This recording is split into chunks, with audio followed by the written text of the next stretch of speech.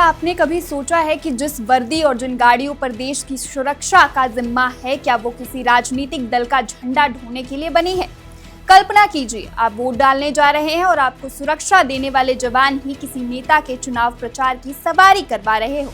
बंगाल की तपती गर्मी में दूसरे चरण के मतदान से ठीक 48 घंटे पहले एक वीडियो ने सियासी गलियारों में आग लगा दी है। तृणमूल कांग्रेस का आरोप है कि भारतीय जनता पार्टी के राष्ट्रीय अध्यक्ष नितिन नबीन चुनाव प्रचार के लिए अपनी सरकारी जेड कैटेगरी की सुरक्षा और सीआरपीएफ की गाड़ियों का इस्तेमाल कर रहे हैं।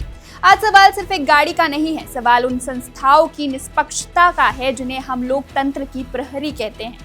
क्या चुनाव आयोग सो रहा है या फिर नियम सिर्फ विपक्ष के लिए ही बने हैं? पूरा मामला क्या है, पहले से विस्तार से समझते हैं।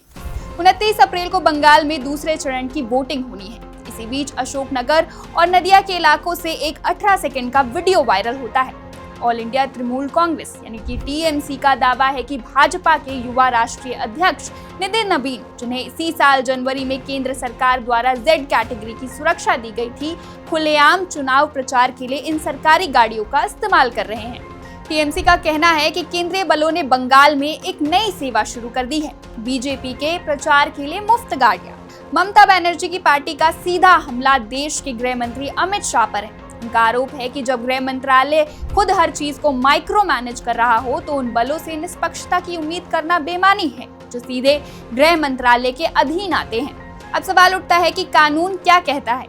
भारत निर्वाचन आयोग की आदर्श चुनाव आचार संहिता यानी मॉडल कोड ऑफ कंडक्ट के मुताबिक किसी भी पार्टी का नेता चुनाव प्रचार के लिए सरकारी वाहन, विमान या मशीनरी का इस्तेमाल नहीं कर सकता।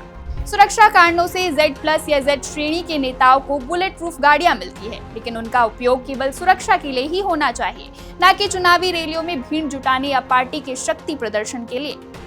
तो फिर नितिन नबीन के काफिले में ऐसा क्या दिखा जिसने बवाल मचा दिया? टीएमसी का आरोप है कि ये गाड़ियां सिर्फ सुरक्षा के लिए पीछे नहीं चल रही थी, बल्कि इनका इस्तेमाल प्रचार की मुख्य गतिविधियों में हो रहा था। क्या यह सत्ता का अहंकार है या सुरक्षा की मजबूरी? इस पर अब तक ना भाजपा की कोई सफाई आई है और ना ही सीआरपीएफ का कोई आधिकारिक बयान। इस पूरी कहानी का सबसे विवादास्पद हिस्सा है चुनाव आयोग की भूमिका। टीएमसी ने चुनाव आयोग को मूक दर्शक करार दिया है। सोशल मीडिया पर लोग पूछ रहे हैं कि जो आयोग छोटी छोटी बातों पर विपक्षी नेताओं को नोटिस थमा देता है, वो केंद्रीय बलों के इस कथित दुरुपयोग पर चुप क्यों है? अगर रक्षक ही भक्षक बन जाए या रक्षक ही किसी एक पक्ष का सारथी बन जाए तो क्या आम वोटर खुद को सुरक्षित महसूस करेगा? बंगाल जैसे संवेदनशील राज्य में जहां चुनाव के दौरान हिंसा का इतिहास रहा है, वहां केंद्रीय सुरक्षा बलों की छवि तटस्थ होनी चाहिए। लेकिन अगर ये वीडियो सच है तो ये लोकतंत्र की शुचिता पर एक बड़ा तमाचा है। चुनाव आते हैं और चले जाते हैं, सरकारें बनती है और गिरती है, लेकिन संस्थाओं का इकबाल बना रहना चाहिए। अगर जनता का भरोसा चुनाव आयोग और सुरक्षा बलों से उठ गया तो फिर लोकतंत्र सिर्फ एक कागजी ढांचा रह जाएगा। नितिन नबीन पर लगे ये आरोप गंभीर है। क्या भाजपा इसका जवाब देगी? क्या चुनाव आयोग इस वीडियो की जांच कर कोई सख्त कदम उठाएगा या फिर 29 अप्रैल को होने वाला मतदान इन आरोपों की छाया में ही संपन्न होगा? आप इस पर क्या सोचते हैं? कमेंट्स में हमें अपनी राय जरूर बताएं। Subscribe to One India and never miss an update. Download the One India app now.